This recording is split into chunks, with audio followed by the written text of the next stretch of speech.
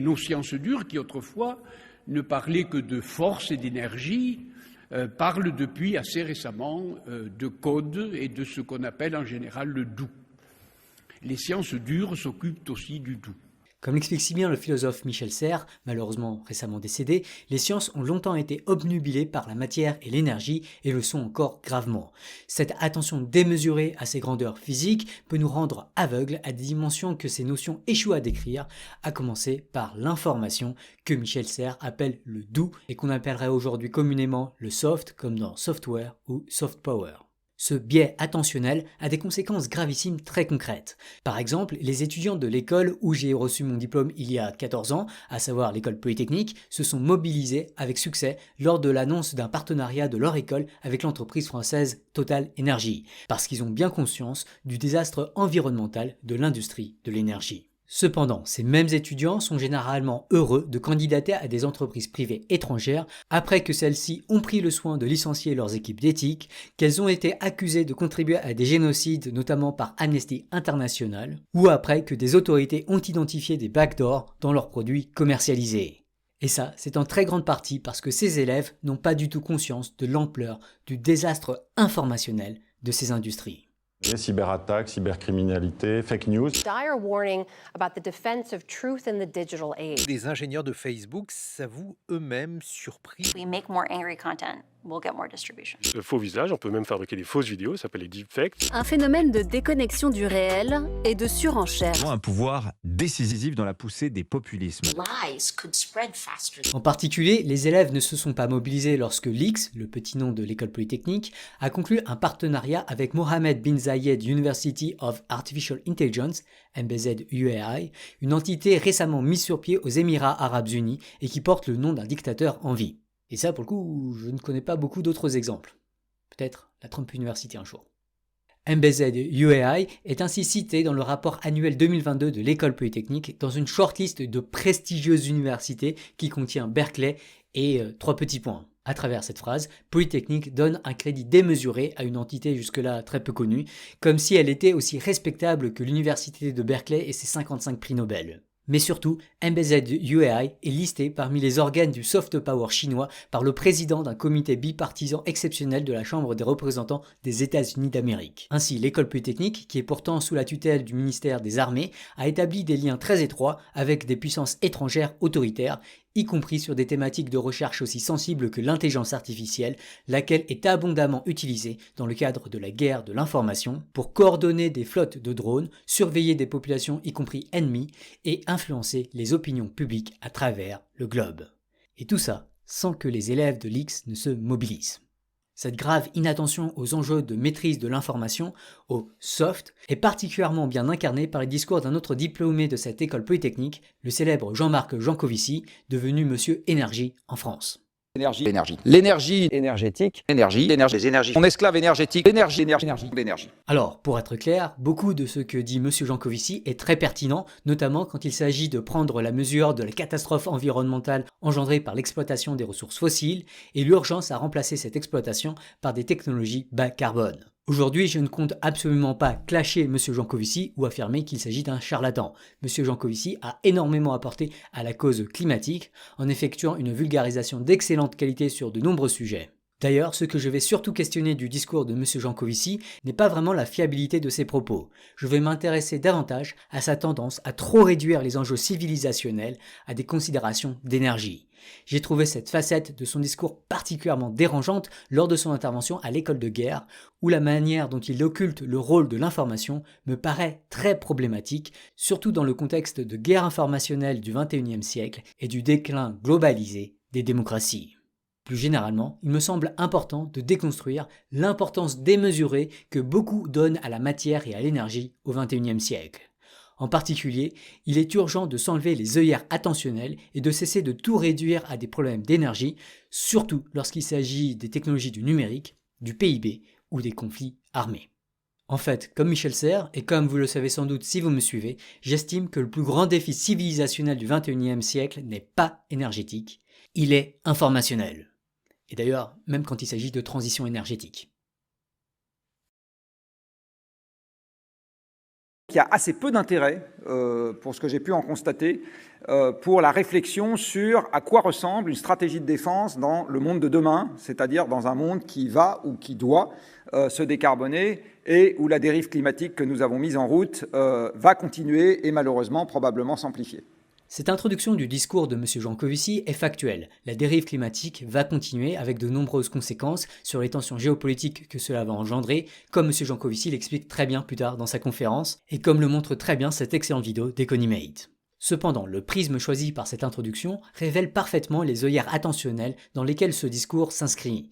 En particulier, elle suggère d'ores et déjà que l'évolution des technologies n'est pas ce dont il faut tenir compte au moment d'envisager une stratégie de défense. Et c'est bien cela qui est problématique à l'heure où des IA terrifiantes ont déjà envahi le monde. Mais là où le discours va devenir très gênant, c'est au moment où M. Jancovici affirme que l'issue de la Seconde Guerre mondiale pouvait être prédite simplement en regardant la production de charbon avant-guerre.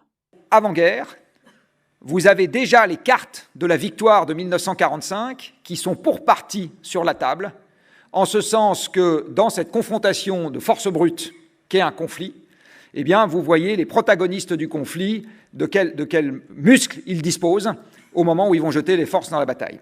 Et c'est encore plus flagrant quand vous regardez ce qui permet d'actionner les engins de combat.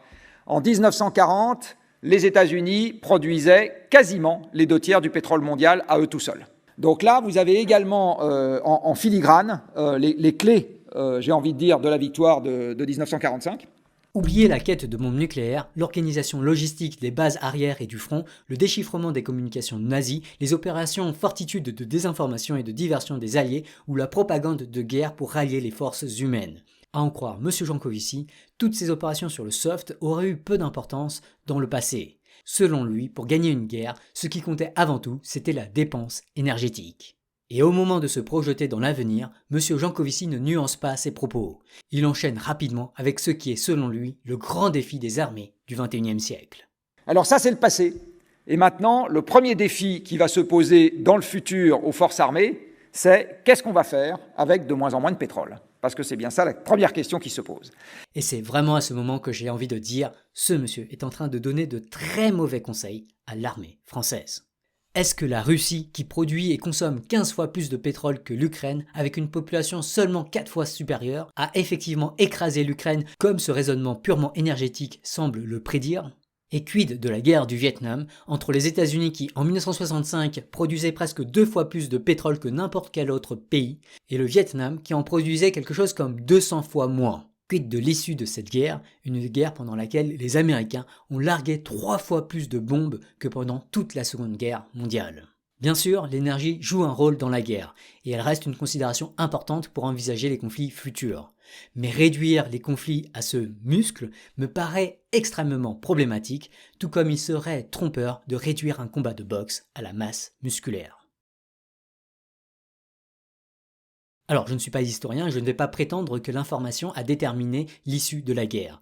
Cependant, je vais esquisser la dimension informationnelle de la Seconde Guerre mondiale et suggérer qu'il serait précipité d'en occulter le rôle. Pour commencer, si vous avez vu le film Oppenheimer de Christopher Nolan, vous savez que la Seconde Guerre mondiale a vu la naissance d'une arme de destruction massive, à savoir l'arme nucléaire.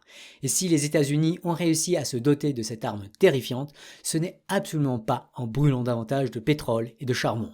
Ils ont avant tout profité de l'exode de cerveaux européens pour former une Dream Team de scientifiques. Bien sûr, l'arme nucléaire n'a pas décidé l'issue de la guerre, du moins sur le front européen. Mais imaginez une seconde que la bombe n'ait pas été découverte par les Alliés. Imaginez si le physicien Werner Heisenberg et ses collègues au service des forces nazies avaient réussi cette avancée informationnelle avant 1945.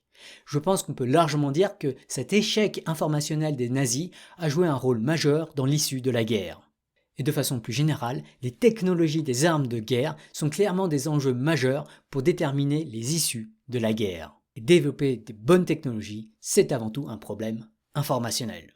Mais c'est loin d'être le seul défi informationnel qui s'oppose à des armées immenses, déployées dans un contexte complexe et dynamique. En particulier, un autre grand défi est logistique. Comment s'assurer que les matériels indispensables fournis par les bases arrières soient livrés de manière efficace sur le front ?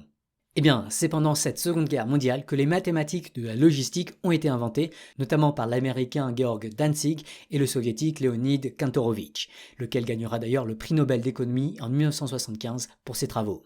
Ces mathématiques, on les appelle aujourd'hui de la recherche opérationnelle, qui s'appuie notamment abondamment sur la programmation linéaire. Et plus généralement, il faudrait toute une vidéo sur les inventions du seul John von Neumann aux États-Unis pendant uniquement la Seconde Guerre mondiale, de la conception des ordinateurs à la théorie des jeux, en passant par l'optimisation, les méthodes de Monte-Carlo ou le tri-fusion. Nul doute que ces mathématiques ont été extrêmement utiles aux armées. En tout cas, le général de Gaulle déclarera à ce sujet « C'est en respectant la logistique que le général Eisenhower mena jusqu'à la victoire la machinerie des armées du monde libre. » Une logistique particulièrement complexe lors du débarquement qui impliquait 150 000 hommes. Là encore, il semble que les contributions des scientifiques des Alliés au traitement de l'information ont été supérieures à celles des forces nazies, et cela a sans doute aidé, au moins un peu. Mais en matière de traitement de l'information pendant la Seconde Guerre mondiale, difficile de faire mieux que le génie anglais Alan Turing. Comme le met en scène le film Imitation Game de Morten Tyldum, qui est quand même à prendre avec de grosses pincettes sur son authenticité à la fois d'un point de vue historique et mathématique, l'unité spéciale et secrète de Bletchley Park était un camp britannique de hackers dont Turing faisait partie et qui a réussi à hacker un grand nombre de messages secrets échangés par les forces nazies de manière chiffrée. Voilà qui a notamment permis aux forces alliées de déterminer les localisations des sous-marins nazis et de permettre l'acheminement sécurisé des ressources des États-Unis vers l'Europe. Le philosophe Jack Copeland estime que cette cyberattaque informationnelle a peut-être permis de raccourcir la guerre de 2 ou 3 ans et ainsi de sauver 14 à 21 millions d'individus. Mais l'espionnage des secrets des forces ennemies est loin d'être la seule facette de la guerre dans l'espace informationnel. En particulier pour maximiser les chances de succès du débarquement de Normandie dans la nuit du 5 au 6 juin 1944, événement majeur dans cette guerre qui permet l'ouverture d'un nouveau front à l'ouest, les Alliés ont mis en place une opération appelée Fortitude qui vise à faire croire aux ennemis qu'un débarquement aurait lieu ailleurs ou que le débarquement en Normandie ne serait qu'une diversion et pas la véritable offensive. En particulier, il s'agissait de faire croire aux nazis qu'une offensive majeure était planifiée en Norvège ou dans le Pas-de-Calais. Et pour y arriver, Fortitude créa des unités fantômes avec des communications radio intenses et factices, ainsi que des fuites contrôlées de fausses informations via des canaux diplomatiques neutres, notamment à travers les États neutres. De plus, des agents doubles au service des Alliés, mais que les nazis croyaient être des infiltrés dans les forces alliées à leur service, ont été utilisés pour diffuser des informations trompeuses. Enfin, l'efficacité de cette manipulation informationnelle a pu être confirmée en déchiffrant les communications nazies grâce aux travaux de Turing. L'opération Fortitude est décrite par toutes les sources historiques que j'ai trouvées comme un succès important dans l'avancée des forces alliées. Enfin, comment ne pas mentionner la propagande dans l'analyse du rôle de l'information dans le déclenchement et la conduite de la Seconde Guerre mondiale ? Côté nazi, le ministre Joseph Goebbels a beaucoup œuvré pour diffuser massivement une nouvelle technologie de l'information avant la guerre, à savoir la radio, pour que toute la population allemande puisse être exposée à la propagande nazie. En particulier, Goebbels a mis dans les demeures et les cafés de sa population un outil capable de diffuser massivement les propos de son Führer et ainsi de mobiliser son peuple et les motiver à prendre les armes. Et puis, comment ne pas mentionner le rare moment de gloire de la France pendant cette guerre, à savoir l'appel du 18 juin 1940 du général de Gaulle, qui grâce aux nouvelles technologies de l'information, a pu envoyer un message à tous les Français mécontents de l'occupation nazie. J'invite tous les Français qui veulent rester libres à m'écouter et à me suivre. Vive la France, libre, dans l'honneur et dans l'indépendance. Bref, globalement, s'ils avaient un ascendant énergétique, les Alliés avaient aussi un énorme ascendant informationnel. Et cet ascendant informationnel me semble avoir joué un rôle pas complètement négligeable dans la Seconde Guerre mondiale. Mais surtout, le rôle de l'information me semble être devenu plus central que jamais dans la guerre moderne. Pour bien se rendre compte à quel point il est devenu crucial de ne pas ignorer la dimension informationnelle de la guerre moderne, il n'y a sans doute pas mieux que d'écouter comment un général 4 étoiles de l'armée américaine envisage le futur de la guerre, interviewé sur la chaîne Smarter Everyday. Things have changed, as you know, as well as anybody. The world's gotten so complex, and now there are these other domains out there. Cyber. Notez le contraste saisissant avec le discours de M. Jancovici. Le premier défi qui va se poser dans le futur aux forces armées, c'est qu'est-ce qu'on va faire avec de moins en moins de pétrole ? Parce que c'est bien ça la première question qui se pose. Revenons au discours du général américain. And what we're seeing today is, you can influence someone before you're even at conflict with them, and you can influence them in the cyber domain, and you can influence them in the space domain, and you can influence, and there are no boundaries. I've been keeping up with the news, and I know that there's huge social media campaigns that occur before an actual battle ever occurs now. Right. Is that true? Well, they call it the gray zone effect, and there's, you look at what some nations are doing. Russia's pretty darn good at it, China as well, where in what we used to call phase zero, pre-conflict, I don't like that term at all. I think it's always, there's always going to be competition. And we're in a hyper competition now, always. C'est d'ailleurs pour cela qu'il peut être inapproprié de parler de guerre informationnelle. Après tout, la guerre est en principe régie par le droit de la guerre qui interdit notamment les crimes de guerre comme le meurtre intentionnel de civils. Par ailleurs, la guerre doit en principe être précédée d'une déclaration de guerre et s'achève par un traité de paix ou un accord de reddition. Et ça, c'est vraiment pas le cas des conflits dans le cyberespace qui sont en fait permanents, abusent abondamment des civils et ne nécessitent pas de déclaration. Mais l'ampleur de ces conflits cyber me semble telle qu'il serait, à mon sens, trompeur de les appeler seulement conflits informationnels. Après tout, ces conflits informationnels dessinent aujourd'hui les contours de la géopolitique mondiale, puisqu'il est possible de faire effondrer un pays simplement en mobilisant son opinion publique contre ses dirigeants, ou en mobilisant les dirigeants politiques contre sa population. De manière informelle, je préfère donc parler de guerre informationnelle, même si je suis conscient que l'expression n'est pas idéale. Mais bon, après tout, on parle bien de guerre pour décrire l'invasion de l'Ukraine par la Russie, alors que la Russie n'a pas effectué de déclaration de guerre. They will be working to shape and influence people's perceptions before a conflict even occurs, and hope that what happens is it's a fait accompli, that before we even fire a bullet, they've already won. Comme l'explique si bien le général, une énorme partie de la guerre moderne est purement informationnelle. Il suffit ainsi de diffuser les informations trompeuses, polarisantes et haineuses dans une nation ennemie pour complètement la déstabiliser et pour l'affaiblir sur les plans économiques, institutionnels et militaires, sachant que tout ceci est intrinsèquement lié. De la même manière, il y a un enjeu existentiel pour certaines armées à mobiliser leur peuple, ne serait-ce que pour recruter des militaires, à l'instar de ce qu'on voit aujourd'hui en Russie, en Ukraine ou à Taïwan. Mieux encore, en contrôlant la diffusion d'informations chez des alliés et des ennemis, les différentes puissances militaires peuvent obtenir ou perdre des soutiens. Là encore, la guerre de l'information est existentielle, comme on l'a vu dans le cas du Yémen, de l'Éthiopie ou du Soudan. Et bien sûr, au-delà de la dimension psychologique et épistémique, la guerre de l'information moderne est aujourd'hui incarnée dans les attaques sur les systèmes d'information, à l'instar des piratages de l'entreprise chinoise Aisun, de la fuite des informations privées entre officiers allemands ou du ciblage du téléphone du président français via le logiciel espion Pegasus. Dès lors, si on regarde la guerre avec des lentilles informationnelles, on devrait avant tout être terrifié par des armes capables de détruire l'espace informationnel d'un pays étranger, comme les armées de faux comptes, la plateforme TikTok ou les ordinateurs quantiques. Dans ce cyberespace, les opérations informationnelles sont des armes. En tout cas, selon le général. It's multi-domain operations. We've got land, sea, space, air, cyber. Is this video a weapon? Absolutely. What?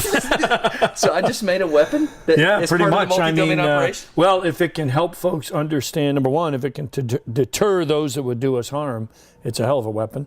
Really? And if it can help those who are working this understand it a little better, support it a little better, it's a heck of a weapon.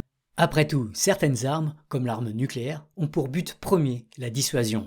Si, à travers des informations, une armée peut décourager l'ennemi de se lancer dans une course à l'armement, alors elle peut renforcer drastiquement la sécurité de son pays sans même sortir les armes physiques.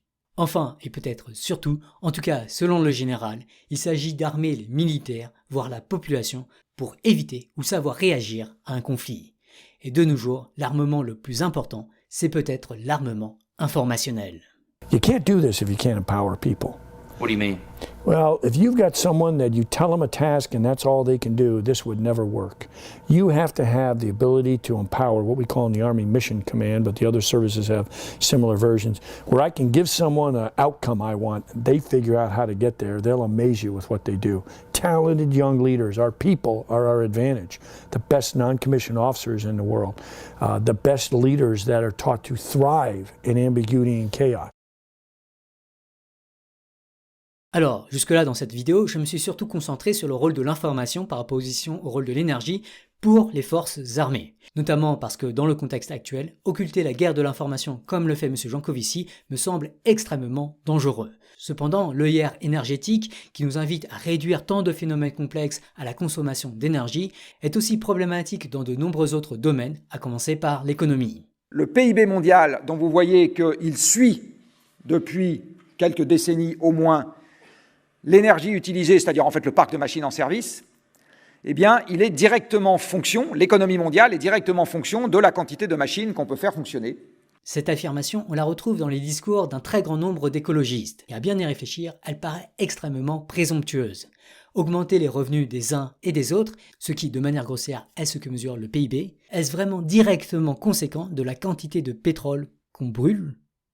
On retrouve généralement deux arguments pour répondre positivement à cette question. Le premier est un mécanisme explicatif. Les revenus augmentent quand plus de biens sont consommés et ces biens nécessitent de la matière et de l'énergie pour être produits. Ok, mais en y réfléchissant un petit peu, il y a en fait bien d'autres choses derrière la production de biens, comme le capital, les moyens de production et le travail humain, surtout quand il s'agit de biens avant tout immatériels, comme des contrats d'assurance, un compte bancaire, l'enseignement, les articles scientifiques, ou le métier qu'exerce notamment M. Jancovici.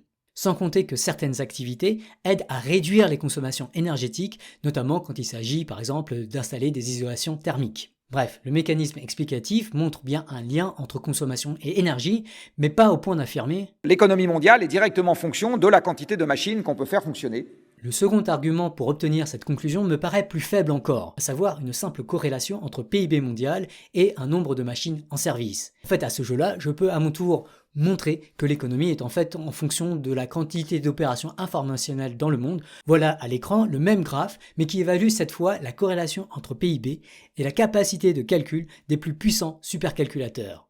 Et voilà, d'après ce graphe, il suffit de faire des machines qui calculent plus vite pour augmenter le PIB. Alors techniquement, j'ai pris le logarithme de la puissance de calcul des supercalculateurs parce que celle-ci est vraiment exponentielle contrairement au PIB qui est plus linéaire. Mais bon, en faisant cela, en tout cas, je peux me féliciter d'avoir une corrélation proche de 97%, ce qui est pas loin de celle calculée par M. Jancovici. Alors bien sûr, ma preuve est en fait ridicule, d'abord parce que la corrélation mesure mal à quel point une variable prédit l'autre. Non seulement corrélation n'est pas causalité, mais il est tout à fait possible d'avoir x qui explique entièrement y et d'avoir une corrélation nulle entre x et y, comme j'en ai d'ailleurs parlé dans une vieille vidéo. Bref, le fait que la corrélation soit très très proche de 1, en fait ça n'ajoute pas beaucoup à l'argument. Mais surtout, en pratique, on observe avant tout une croissance du PIB au cours du temps, et donc à peu près n'importe quelle courbe qui monte ou qui descend avec le temps sera très corrélée avec le PIB. Pour le coup, c'est très facile de trouver des courbes qui montent avec le temps. La chercheuse en sciences des données Anna Ricci, éditrice du site Our World in Data, en met d'ailleurs une ribambelle dans sa présentation TED. Ainsi, j'ai utilisé le logarithme de la puissance de calcul des supercalculateurs, mais j'aurais très bien pu utiliser le nombre de transistors, la capacité de stockage des centres de données ou le débit des câbles pour accéder à Internet. Avec, à chaque fois quand même, le fait qu'il faille prendre des logarithmes parce que dans le domaine de l'information, tout accélère à accélération grand V. Ouais, c'était une petite blague de maths. Dire que tout accélère à accélération grand V, en supposant que V est la vitesse, ça revient mathématiquement à décrire une équation différentielle qui définit la croissance exponentielle. C'était une blague pas forcément for all. Ceci étant dit, on peut aller plus loin que simplement questionner les arguments de M. Jancovici et s'attaquer plus directement à sa conclusion, lancée avec extrêmement peu de modestie épistémique. L'économie mondiale est directement fonction de la quantité de machines qu'on peut faire fonctionner. Pourtant, sur le site Our World in Data, on voit que les rapports énergie consommée par PIB, qu'on appelle dans le jargon intensité énergétique, varient aisément du simple au quintuple d'un pays à l'autre. Alors, bien sûr, parmi les pays pour lesquels l'énergie est une part importante des dépenses, on retrouve des pays où il fait particulièrement froid, comme le Canada, ou particulièrement chaud, comme Singapour. Cependant, les disparités paraissent suffisamment grandes entre des pays plus comparables, comme la Belgique et la Suisse, pour affirmer que le PIB est loin d'être simplement déterminé par la consommation d'énergie. Et ça me paraît très important à comprendre, surtout pour envisager les décisions à prendre. En particulier, toujours selon Our World in Data, plusieurs pays ont au moins observé une croissance économique tout en réduisant leurs émissions CO2. Mieux encore, certains pays ont plus ou moins réussi à y parvenir sans augmenter leur consommation énergétique, y compris lorsque l'on tient compte de la délocalisation des lieux de production, comme dans le cas de l'Allemagne, la Suède, la Suisse et la France. Bien entendu, il n'est pas clair que ce découplage soit vraiment robuste, et même si c'est le cas, il est encore extrêmement insuffisant pour éviter la catastrophe environnementale. Et puis par ailleurs, on peut se demander si le PIB est vraiment ce qu'il nous faut maintenir élevé pour protéger la santé, la sécurité et le bien-être des populations, surtout dans un contexte de guerre informationnelle. Néanmoins, sachant tous ces graphes, affirmer sans broncher que l'économie mondiale est directement en fonction de la quantité de machines qu'on peut faire fonctionner, ça me semble être beaucoup trop péremptoire. Et ce sont ces aspects qui semblent déranger de plus en plus de mes collègues, notamment Gilles de la chaîne Eureka, dont le livre a été réédité, notamment pour inclure des corrections à ce sujet. Quand je parle de crise de l'offre, donc toute la partie qui parle d'environnement, là ça a quand même pas mal changé. Qu'est-ce qu'on peut faire, qu'est-ce qui nous peut en est, ce à quoi on peut s'attendre. Là clairement, l'interprétation jankoviciste de la première édition a disparu. Oula, gros dossier, on se fâche avec Janko ? Non. Disons que j'ai fait quelque chose de plus GIEC et AIE compatible. Donc plus extrapolation à partir des données scientifiques disponibles et moins à partir des interprétations un peu biaisées à la Janko. Biaisées ? Mais attends, qu'est-ce qui va pas avec l'interprétation à la sauce Janko ? Plein de trucs. Oh, tu oses ? Pour montrer en particulier l'importance économique de l'expertise, on raconte souvent l'histoire d'un technicien qu'on appelle à réparer une chaîne de montage. Le technicien se déplace, inspecte certains éléments de la chaîne, s'arrête à un endroit et tourne une vis d'un quart de tour vers la droite. Et là, miracle, la chaîne de montage est réparée. Le lendemain, il envoie une facture de 30 000 $. L'entreprise cliente n'en croit pas ses yeux. 30 000 $ pour tourner une vis ? Non, répond le technicien, j'ai facturé 30 000 $ pour avoir su quelle vis tourner.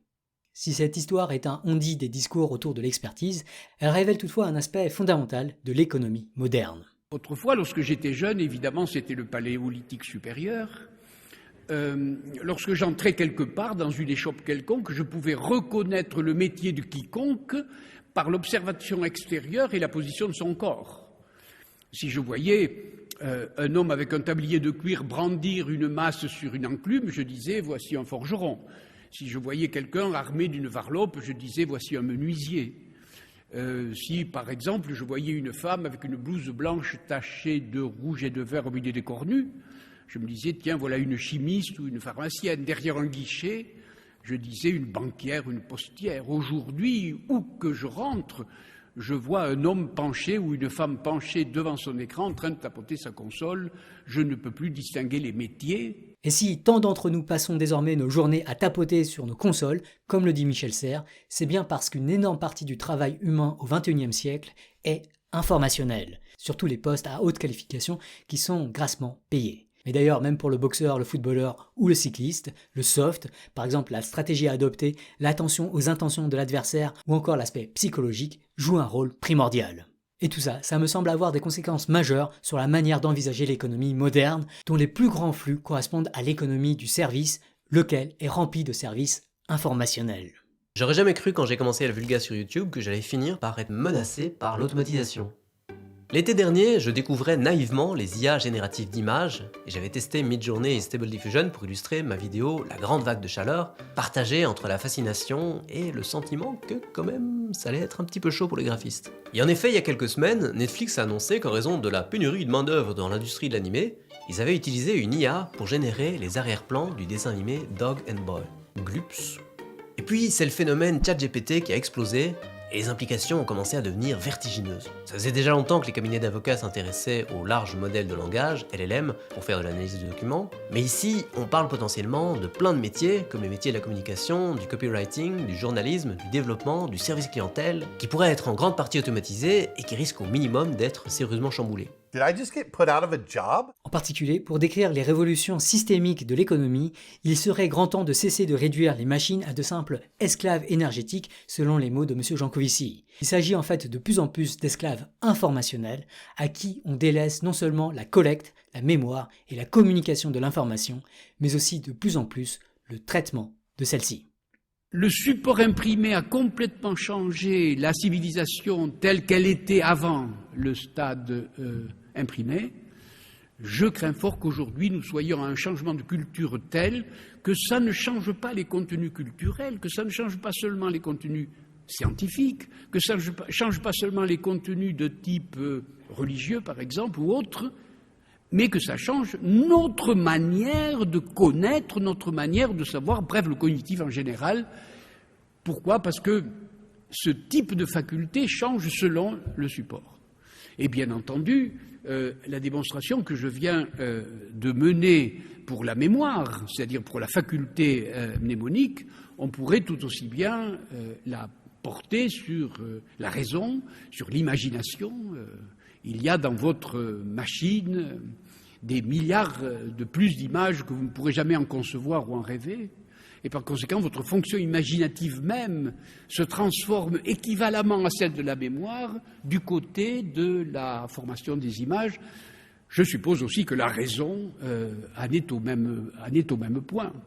Enfin, l'impact économique de l'énergie n'est pas le seul point sur lequel le discours de M. Jancovici mérite d'être repris. Mais dans un monde qui n'a plus de pétrole du tout, la mondialisation deviendra croupion. Parce que quand vous avez un porte-conteneur ou un minéralier de 300 000 tonnes, vous n'allez pas le faire avancer à la voile. Vous n'allez pas non plus le faire avancer avec des galériens, même si vous avez beaucoup de galériens. Vous n'avez, et du reste les militaires le savent bien, qu'un seul moyen de puissance décarboné, ça s'appelle le nucléaire. Donc vous n'avez qu'un seul moyen de puissance décarboné, c'est le nucléaire. Donc pour faire avancer un gros bâtiment, hors combustible fossile, il n'y a qu'un seul truc qui fonctionne, c'est un réacteur.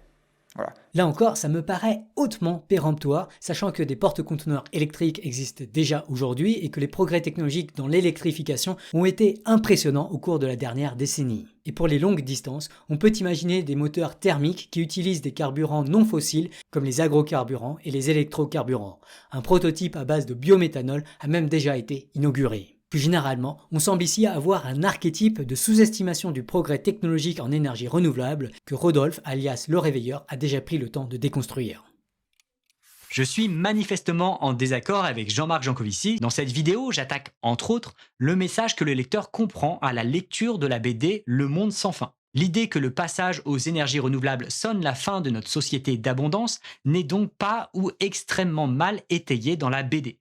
Pour moi, le titre de cette vidéo est justifié. Les arguments avancés par Jean-Marc Jancovici dans l'échange de mails ne m'ont pas convaincu et l'absence de sources et de quantification m'empêche de voir autre chose qu'une opinion peu justifiée quand je lis que le passage aux énergies renouvelables sonne la fin de nos sociétés complexes.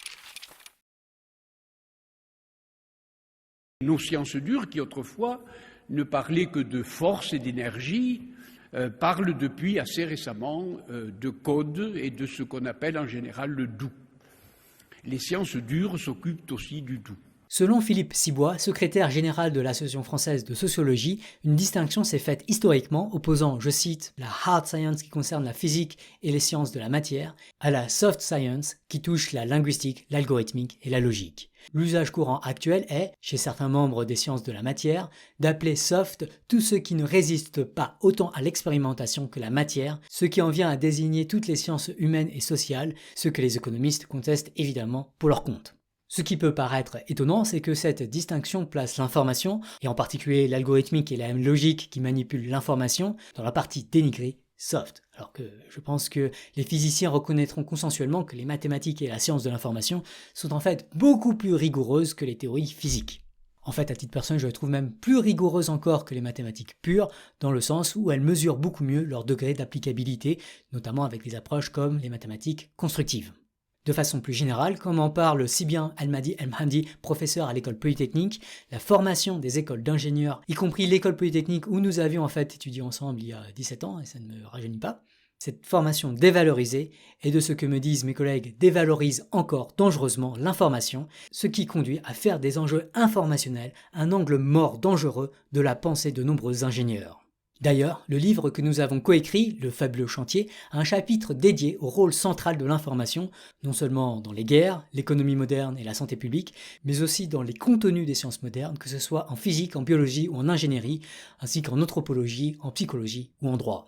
Ainsi, comme l'explique très bien David de Sciences Étonnantes, il ne faudrait pas parler techniquement de crise énergétique, mais de crise anthropique, et l'entropie, qui a longtemps été une grandeur physique extrêmement floue, n'a pu vraiment être comprise que grâce aux travaux de Maxwell, Boltzmann et surtout Shannon, et grâce en particulier à leur lentille informationnelle. Comme le disait John von Neumann avant la théorie de l'information de Shannon, personne ne sait réellement ce que l'entropie est vraiment. jusqu'à ce que Shannon le définisse. Et plus généralement, les théories les plus profondes de la physique et de la biologie donnent une importance majeure à l'information. En tout cas, cela fait longtemps que les œillères énergétiques, notamment celle incarnée par M. Jancovici, me dérangent profondément. En 2019, dans Le Faible Chantier, nous écrivions ainsi « Il nous semble que nous avons tendance à sous-estimer le rôle crucial de cette information, ainsi que le fait que cette information ne vient jamais de nulle part. » En fait, de la même manière qu'un scientifique de l'environnement pourrait vous encourager à méditer les flux de matière et d'énergie dans nos sociétés pour prendre conscience de l'étendue de notre ignorance, nous vous invitons à réfléchir aux formidables et complexes flux de l'information dans nos sociétés modernes. Qui a écrit quoi ? Pourquoi l'a-t-il écrit ? Comment a-t-il choisi d'écrire cela plutôt qu'autre chose ? Sur quelles informations s'est-il fondé ? Pourquoi a-t-il été exposé à ces informations ? D'où viennent ces informations sur lesquelles il s'est fondé ? Quelles sont les sources originales de l'information ? Quelles sont les perturbations qu'a subies cette information ? Qui a le plus d'influence sur les flux d'informations ? Voilà des questions beaucoup plus urgentes à se poser, il me semble, lors d'un discours à l'école de guerre en 2023 que le problème des contraintes énergétiques des forces armées. Même bien sûr au-delà de l'école de guerre. Quand il s'agit d'envisager le problème environnemental aussi, il y a de quoi être alarmé par l'exode des chercheurs du climat de Twitter et par les innombrables biais cognitifs qui conduisent certains militants du climat à promouvoir des discours contre-productifs pour la cause environnementale. En particulier, des sciences soft, comme l'algorithmique, mais aussi la psychologie, la sociologie et l'économie, devraient être au cœur de la stratégie climatique, comme l'explique si bien Stéphane, alias Homo Fabulus. Un blocage important est dû à la conditionnalité de la coopération. Les gens ne se mettent réellement à coopérer que lorsque les autres coopèrent aussi, et qu'ils coopèrent de façon juste. Même si c'est un phénomène psychologique banal, il me semble qu'en pratique, on a trop tendance à l'oublier. Quand M. Béchu dit qu'interdire les jets privés ne sert qu'à faire que du buzz, c'est qu'il a oublié que ce buzz se traduira par un grand nombre de personnes qui refuseront de faire des efforts quand ils verront les passe-droits accordés à la partie de la population qui se déplace en jet. Monsieur Béchu se plaint de ce que ce sujet ne fasse que frapper l'opinion. On peut parler des jets, des yachts, des piscines, des greens de golf. Ça frappe l'opinion. Mais frapper l'opinion, ça fait partie des choses dont on doit se préoccuper quand on fait des politiques publiques, parce que comme on l'a vu, l'efficacité d'une politique publique dépend en grande partie de ce qu'en pensent les gens. Pour revenir une dernière fois sur les propos de monsieur Jancovici, peut-être que la solution n'est finalement pas de faire rentrer au shift des gens qui font moins de calculs et plus d'affectifs, mais des gens qui font plus de calculs sur les aspects affectifs. Clairement, comme Jean-Loup alias Après la bière et moi en parlons longuement dans notre livre La dictature des algorithmes à paraître le 21 mars prochain, la dimension informationnelle doit urgemment prendre une place prédominante dans l'espace attentionnel. Prêtons beaucoup plus attention à comment nous cédons de l'attention, à la fois à l'échelle individuelle et à l'échelle collective. Comme l'explique Elma Diamandi, ce qui fait la force de l'intelligence humaine, c'est pas forcément l'intelligence elle-même, c'est tous les garde-fous que l'évolution sociale a mis en place pour rendre cette intelligence fiable. Donc on a inventé beaucoup de mécanismes comme la démocratie, la décentralisation du pouvoir, la séparation des expertises. C'est des choses qui font qu'on n'est pas à la merci d'un génie qui contrôle tout ou de l'intelligence d'un super dictateur. Au contraire, il y a une sorte de débat des idées, il y a des experts qui se spécialisent dans leur discipline, il y a en même temps une démocratie, même si on écoute les experts. Et donc c'est des choses, c'est des mécanismes qui paraissent contradictoires, mais qui permettent de canaliser l'intelligence humaine et de la rendre fiable. Et tout le challenge aujourd'hui pour l'intelligence artificielle, c'est d'inventer l'équivalent de ces mécanismes qui ont fait que l'intelligence humaine est plus ou moins fiable. Ces mécanismes, c'est vraiment le cœur de la recherche sur laquelle Mehdi et moi travaillons depuis 7 ans maintenant, avec de nombreuses publications dans les meilleures conférences, un prix de meilleure thèse pour Mehdi, et une concrétisation dans le projet associatif Tournesol entre autres, qui vise à être d'intérêt public, mais aussi dans notre start-up Kelly Carpa que nous avons cofondée pour aider les entreprises à sécuriser leur intégration des solutions d'intelligence artificielle. Et d'ailleurs, M. Jancovici est lui aussi loin d'être insensible à ces enjeux de sécurité informationnelle. En particulier, son discours sur l'ampleur du danger de la dépendance à des systèmes d'information mal sécurisés est parfait. La digitalisation crée une vulnérabilité en tant que telle, parce que vous avez aujourd'hui un certain nombre de processus vitaux à court terme qui dépendent du numérique. Le premier d'entre eux, c'est le fonctionnement du système monétaire. Aujourd'hui, le système monétaire mondial, c'est des ordinateurs. Ce n'est que ça. Donc, si on n'a plus d'ordinateur, on n'a plus de système monétaire mondial. Je trouve dommage que ces propos très perspicaces de M. Jancovici n'interviennent que suite à une question de l'auditoire après son intervention, telle une note de bas de page dans les grandes lignes du programme de la défense du XXIe siècle. Ceci dit, j'y souscris entièrement. Tout comme, à l'instar de Rodolphe Le Réveilleur, je tiens à insister à nouveau sur le fait que je suis d'accord avec énormément d'aspects du discours de M. Jancovici. Mais j'aimerais qu'on aille beaucoup plus vite, beaucoup plus loin sur les enjeux informationnels. Sécuriser les systèmes d'information me semble être devenu un enjeu majeur pour la sécurité nationale. Et donc, il me semble qu'il devrait s'agir d'une priorité de l'armée française. En fait, la guerre mondiale dans le cyberespace a déjà largement commencé. Et si on n'y prête pas suffisamment attention, on risque de voir nos démocraties s'effondrer bien avant de subir les désastres environnementaux.